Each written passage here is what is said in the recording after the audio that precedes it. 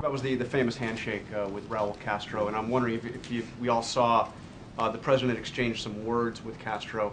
I'm wondering what those words are, and did the name Alan Gross, the American political prisoner being held in Cuba, come up? Mm-hmm. It's my understanding, I obviously wasn't there, that's why I'm not sleep deprived today. It's my understanding, based on people who did talk to the president after his speech, that they didn't have a robust, substantive conversation about policies, but rather exchanged some pleasantries as the president was making his way to the podium. So there was not an opportunity for the president to chronicle his many concerns about human rights abuses on the island of Cuba. The president did not have the opportunity to say to him directly something that he said many times, which is that Alan Gross should be released. They did not have an opportunity to have a robust exchange of ideas. Rather, they had an opportunity to exchange pleasantries.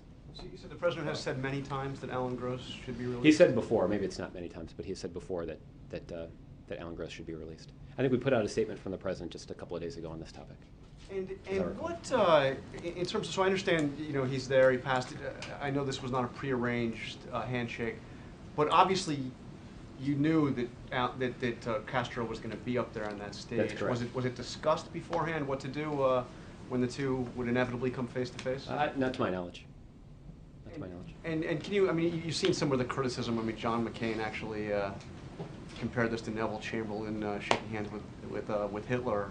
What's your response to all that criticism that people say that the president shouldn't have given Castro the opportunity to have a handshake with the leader of the United States? Well, again, first of all, the president shook hands with everybody who was on the stage, and Mr. Castro was one of those individuals who was on the stage.